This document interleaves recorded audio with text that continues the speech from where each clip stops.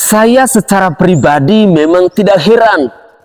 Saya pun tidak kaget ketika melihat seorang Prabowo Subianto marah-marah. Ketika melihat seorang Prabowo Subianto panik. Ketika melihat seorang Prabowo Subianto miskin akan gagasannya. Ketika melihat Prabowo Subianto blunder. Ketika melihat Prabowo Subianto emosian. Karena memang itu adalah karakter asli yang harus kita rakyat Indonesia ketahui dari seorang Prabowo Subianto. Apalagi yang bisa kita harapkan?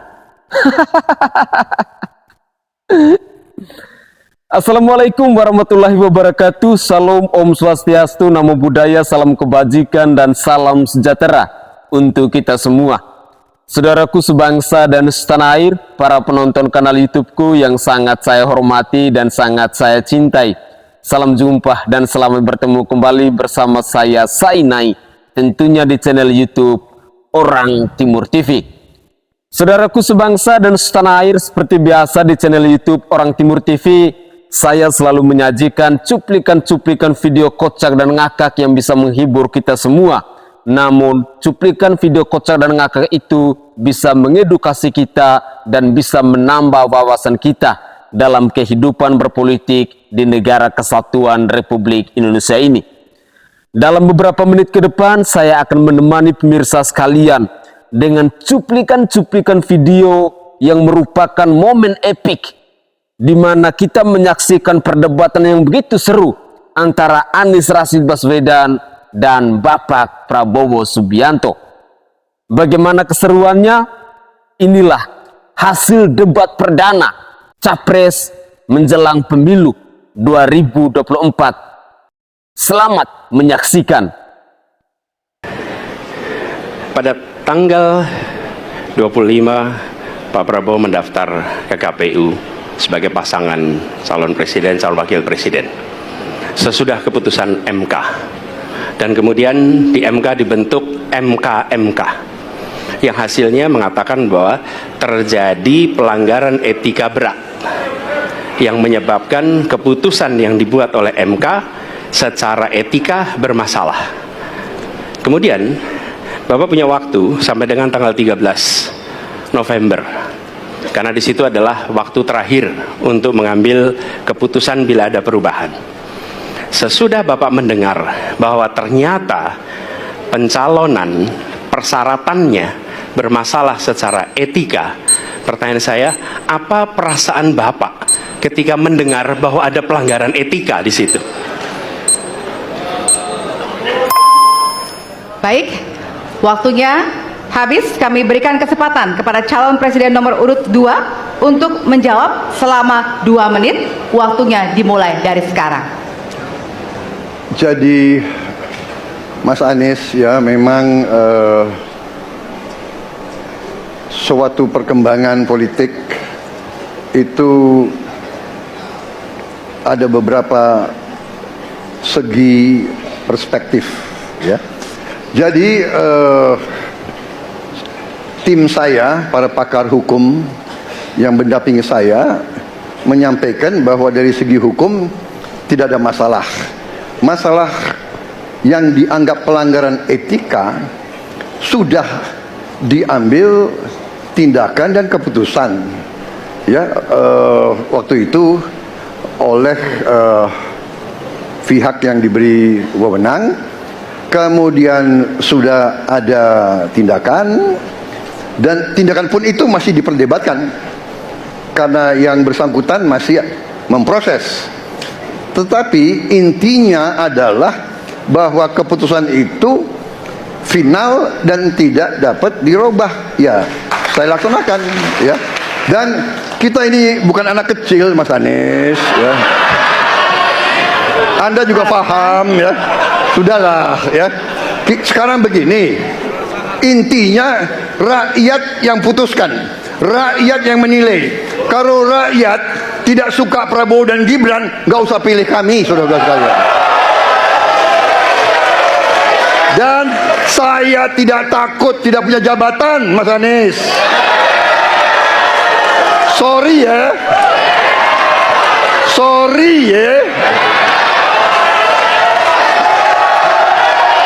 Para penang, Mas para Anies, pendukung, Mas Anies, saya tidak punya apa-apa. Saya sudah siap mati untuk negara ini. Baik. Waktu Anda habis, Bapak, dan selanjutnya kami persilakan kepada calon presiden nomor urut 1 untuk menanggapi jawaban dari calon presiden nomor urut 2. Waktu Bapak 1 menit. Dimulai dari sekarang. Fenomena ordal ini menyebalkan. Di seluruh Indonesia kita menghadapi fenomena ordal.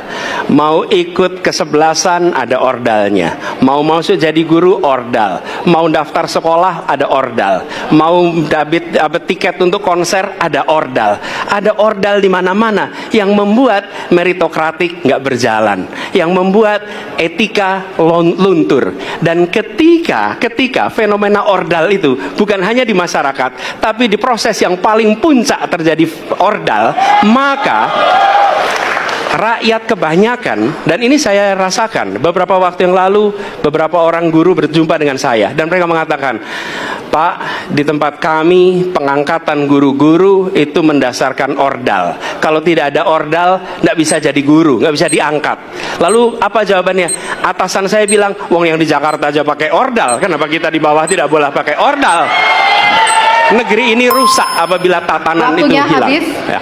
Sekarang kami berikan kesempatan kepada calon presiden nomor urut 2 untuk menanggapi tanggapan dari calon presiden nomor urut 1. Waktunya 1 menit dari sekarang. Mas Anies, dalam demokrasi kekuasaan tertinggi ada di rakyat. Hakim yang tertinggi adalah rakyat. Tanggal 14 Februari rakyat yang akan mengambil keputusan. Kalau kami tidak benar, salah, berkhianat, rakyat yang akan menghukum kami. Waktu masih ada, Bapak?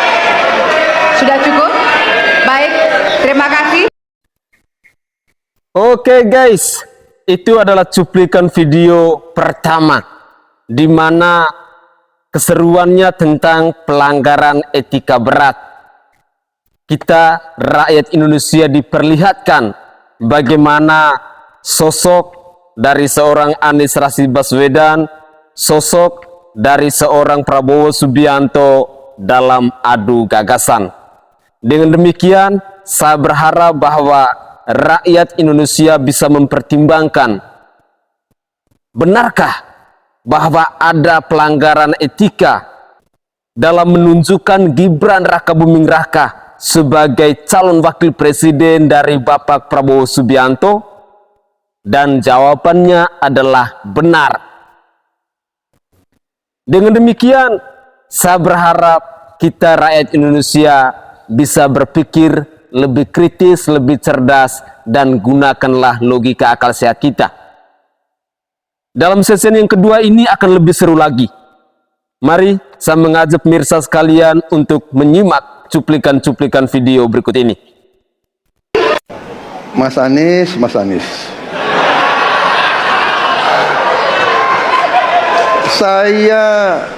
saya berpendapat Mas Anies ini agak berlebihan. Mas Anies mengeluh tentang demokrasi ini dan itu dan ini. Mas Anies dipilih jadi gubernur DKI menghadapi pemerintah yang berkuasa. Saya yang mengusung Bapak.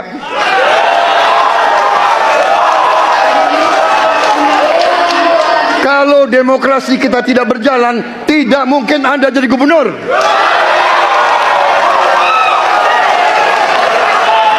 Kalau Jokowi diktator, Anda tidak mungkin jadi gubernur. Saya waktu itu oposisi, Mas Anies. Anda ke rumah saya, kita oposisi, Anda terpilih. Waktu habis, Bapak. Harap tenang, Bapak Prabowo. Karena itu oposisi itu penting dan sama-sama terhormat. Sayangnya tidak semua orang tahan untuk berada menjadi oposisi. Oke? Seperti sampaikan Pak Prabowo tidak tahan untuk menjadi oposisi. Apa yang terjadi? Beliau sendiri menyampaikan bahwa tidak berada dalam kekuasaan membuat tidak bisa berbisnis, tidak bisa berusaha. Karena itu harus berada dalam kekuasaan. Kekuasaan lebih dari soal bisnis, kekuasaan lebih dari soal uang, kekuasaan soal kehormatan untuk menjalankan kedaulatan rakyat. Baik, waktu Anda Baik, habis Bapak. terima Kami kasih. mohon sekali lagi kepada para hadirin yang berada di Hadirin. halaman KPU. Ditahan dulu. Baik, baik, Pak Prabowo, Bapak mohon maaf. Prabowo, Bapak, mohon maaf. Waktu sudah Nanti habis. Waktu ada sudah kesempatan. habis. Ya. Guys, inilah bukti nyata bahwa seorang Bapak Prabowo Subianto itu kalau sudah kalah dalam adu gagasan, dia langsung blunder, dia akan menggunakan cara emosinya dengan menyerang secara pribadi. Kita bisa saksikan bersama-sama bagaimana seorang Prabowo Subianto menagih janji kepada Bapak Anies Rashid Baswedan di depan ribuan orang. Ya, tapi begitulah Bapak Prabowo. Kita ketahui bahwa latar belakang dari Bapak Prabowo ini adalah seorang militer. Jadi otomatis beliau ini tegas, beliau ini keras dan lain sebagainya.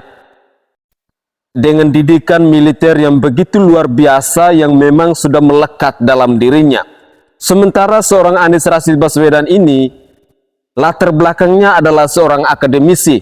Sehingga ketika Prabowo menyerang Anies Rashid Baswedan secara personal, kita diperlihatkan bahwa Bapak Anies Rashid Baswedan ini begitu tenang. Karena memang pada dasarnya orang-orang akademisi dia akan kaya gagasannya, idenya itu banyak. Sehingga walaupun diserang dengan pertanyaan bertubi-tubi secara personal, dia akan tetap tenang untuk menjawab. Sehingga di sini kita bisa menyaksikan siapa sih yang lebih matang dalam mengelola emosi. Ya sayang sekali ya Bapak Prabowo ya, di depan forum yang dipertontonkan oleh ribuan bahkan semua rakyat Indonesia menyaksikan perdebatan ini, tiba-tiba Bapak Prabowo mungkin lost control, mungkin dia tidak terima dengan statement atau dengan pertanyaan disampaikan oleh Bapak Anies Rashid Baswedan, sehingga dia pun langsung menyerang secara personal, menagih janji ketika Anies Rashid Baswedan menjabat sebagai gubernur di DKI Jakarta. Semoga saja dalam perdebatan kedua dan selanjutnya Bapak Prabowo Subianto bisa berpikir lebih dewasa dan mampu untuk mengelola emosinya. Mari kita lanjutkan lagi. Jawaban nibul dari Anies. Pernah jadi gubernur 5 tahun di DKI. Anggaran DKI setahun sekitar 80 T. Jumlah penduduk Indonesia DKI 10 juta kira kurang lebih. APBD Jawa Barat 35 T, jumlah penduduknya 50 juta, 5 kali DKI. Tetapi selama Mas Anies mimpin, sering sekali DKI menerima indeks polusi tertinggi di dunia. Bagaimana dengan anggaran 80 T, Pak Anies sebagai gubernur tidak dapat berbuat sesuatu yang berarti untuk mengurangi polusi? Terima kasih. Waktunya masih ada, Bapak? Sudah cukup? Baik, kita akan lanjutkan pada calon presiden nomor urut 1. Kami beri kesempatan untuk menjawab pertanyaan selama 2 menit, dimulai dari sekarang. Pak Prabowo, terima kasih atas pertanyaan yang bagus, tetapi kurang akurat. Saya akan jelaskan, Pak. Ketika satu daerah mengatakan di tempat kami tidak ada COVID, di tempat kami COVID banyak, lalu yang tidak ada COVID kami tanya, kenapa tidak ada COVID? Nah, kami nggak punya alat testing, Pak. Karena tidak punya alat testing, maka tidak ada COVID. Yang punya alat testing, maka ada COVID. Okay? Saya tidak tanya COVID, Saya boleh saya selesaikan dulu, ya. Jadi apa yang terjadi di Jakarta? Kami memasang alat pemantau polusi udara. Bila masalah polusi udara itu bersumber dari dalam kota Jakarta, maka hari ini, besok, minggu depan konsisten selalu akan kotor. Tapi apa yang terjadi? Ada hari di mana kita bersih, ada hari di mana kita kotor. Ada masa minggu pagi, Jagakarsa sangat kotor. Apa yang terjadi? Polusi udara tak punya KTP. Angin tak ada KTP-nya.